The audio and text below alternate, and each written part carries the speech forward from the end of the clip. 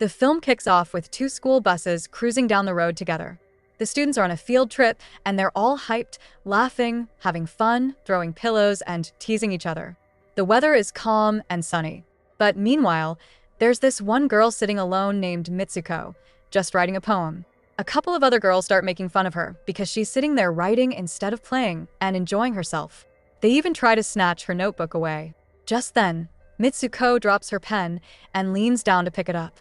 And suddenly, out of nowhere, some kind of insane storm attacks both buses, slicing them clean in half and shredding the students' bodies.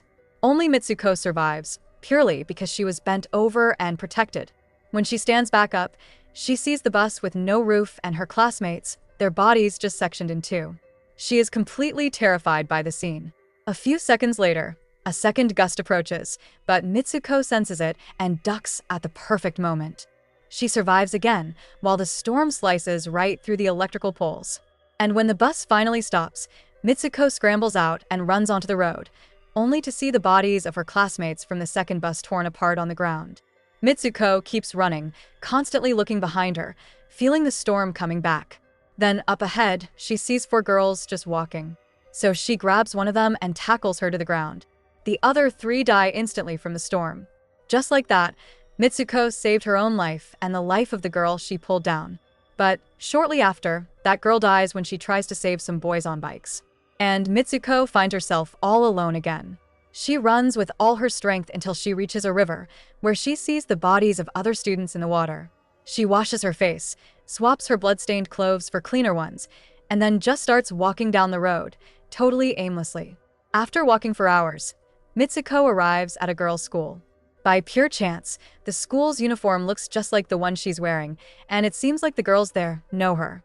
But Mitsuko doesn't say anything to them about the bizarre storm that killed everyone, because she's still in shock. Then her friend Aiki shows up, says hi, and invites her into the school. Mitsuko is stunned to find Aiki at the same school. But Aiki assures her they've always been classmates there and asks her why she's shaking. And suddenly, a fast gust of wind blows by, and Mitsuko immediately ducks for cover. But this time, the wind is totally normal. It does nothing.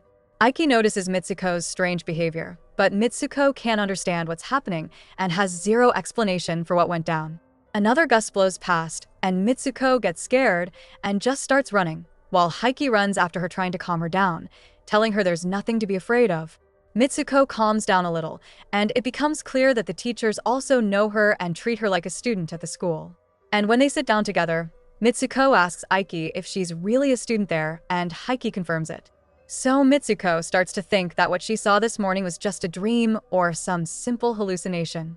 Still suffocating from the shock, she tells Aiki about the winds that killed her classmates. Then Aiki takes her to the classroom window and opens it, showing her that the wind outside is ordinary and totally safe. She makes Mitsuko hold her hand out to feel it. And when Mitsuko is finally sure that the wind is just normal air, the two girls look at each other and burst out, laughing at how weird she was acting. Aiki just figures Mitsuko must be suffering from temporary memory loss, and that's why she didn't remember the school. Later, Mitsuko and Aiki meet up with their friends. They're all laughing and joking and decide to ditch the rest of their classes and head out to the forest, just laughing and playing. Mitsuko, who was a total wreck just a moment earlier, is now actually happy. She writes off everything she saw that morning as just a crazy nightmare and completely forgets about it. Then the girls stop by a lake to catch their breath. Aiki starts telling the others about Mitsuko's dream and the killer winds. But a student named Rem cuts her off and says that maybe what happened was real and that Mitsuko might have been in a parallel world, claiming she read that tons of parallel universes exist. But her friends don't take Rem seriously and just think she's kidding. Then they find a pillow on the ground and start playing with it. Meanwhile, Mitsuko spots two girls standing not far from them and smiles. But the bizarre thing is they suddenly vanish. Then, a secret chime, or voice, tells Mitsuko that changing reality requires doing something unexpected and unusual. Mitsuko thinks hard about these words. She and Aiki decide to return to the school and head into the same classroom. Mitsuko spots a pillow on the floor, grabs it, and, remembering the unexpected rule, throws it at Aiki. And suddenly, the teacher pulls out a machine gun and just starts shooting everyone. She kills all the girls, including Aiki. Only Mitsuko survives. The two girls from earlier, The ones who vanished reappear, grab Mitsuko, and they make a run for it. Then they pass another classroom where all the students have also been killed, and they hide there. Then another teacher walks in and kills another surviving student. Rem, the parallel universe girl, tries to get Mitsuko away, but she gets shot. She tells Mitsuko to escape before they get her. Mitsuko runs with the other students who survived, while the teachers are just shooting out the windows, mercilessly killing all the students who are skipping class and allowing no girl to escape. 5 girls manage to get out of the school, and one of them tells Mitsuko that she needs to think and do something because everything is in her hands. Mitsuko has no idea what she means. Then, the killer wind returns and kills all the other girls, except Mitsuko. She's alone, again, and the wind is chasing her, so Mitsuko runs for a long time until she reaches the city. She keeps running through the crowds of people who are all women. She finally stops when she sees a police station, runs inside, and meets a policewoman. The cop thinks Mitsuko is crazy because she won't talk, and Mitsuko is just crying and panting, pointing back in the direction of the wind. Mitsuko is stunned when the cop calls her Keiko and asks why she's wearing a school uniform. And when Mitsuko looks in the mirror, her shock deepens because her appearance is totally different. It becomes clear that the policewoman, named Tomo, is actually Keiko's friend. Tomo tells her she should be happy because her wedding is happening in just a few hours. Mitsuko is just shocked, completely unable to process anything.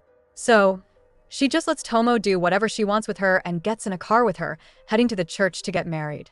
Mitsuko is just continuing to go through these bizarre trials and strange adventures. It's also super weird that tons of girls are greeting them on the road, treating Keiko like a celebrity and cheering for her wedding. And when they get to the church, tons of women swarm them to congratulate Keiko. When Keiko gets into the dressing room, she's completely shocked to see Aiki there. She can't believe her eyes and asks her what the hell is going on. But Aiki just whispers in her ear that she knows exactly what she's thinking and tells her to keep her voice down and stay calm, promising to explain everything later.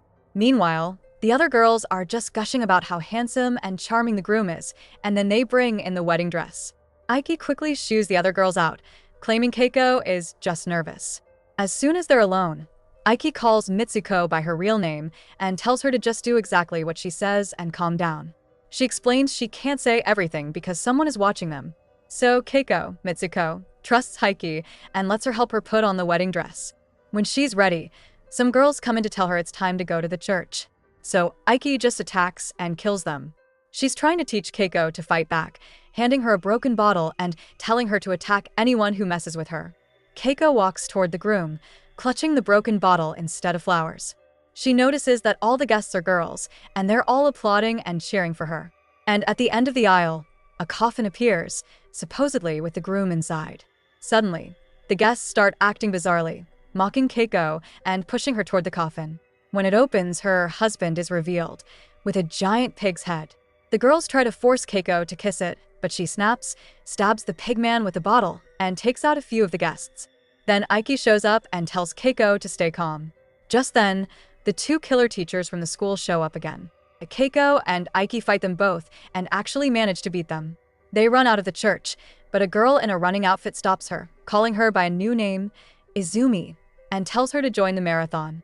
Keiko, Mitsuko, looks in a mirror and is stunned to see she is transformed into a third person.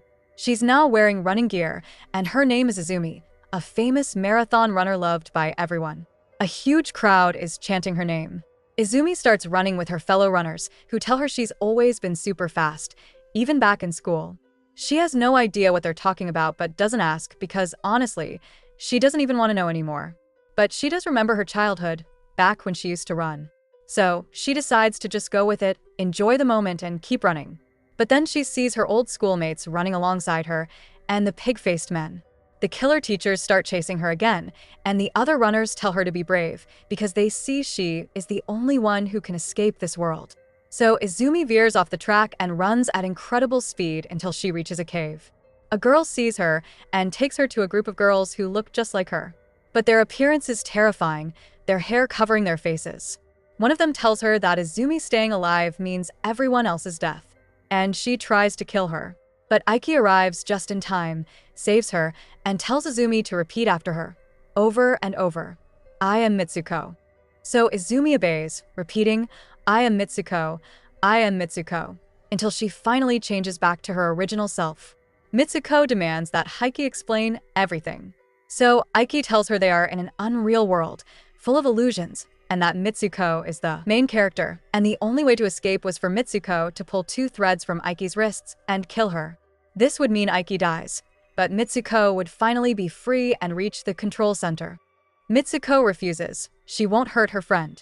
So Aiki slaps her, trying to force her to accept. Mitsuko has no choice but to pull the two threads. Aiki splits in half, and Mitsuko is finally free. She snaps back to the real world and finds herself in a restaurant, and, for the first time, she sees men in front of her. As she walks forward, she spots a poster on the wall with her picture on it, along with Keiko's and Izumi's. It turns out it's a poster for a video game called Tag, and the three girls are the main playable characters: Mitsuko, Keiko, and Izumi. It also becomes clear that Mitsuko is in a savage, male-controlled city where only men live, and they all love violent survival games.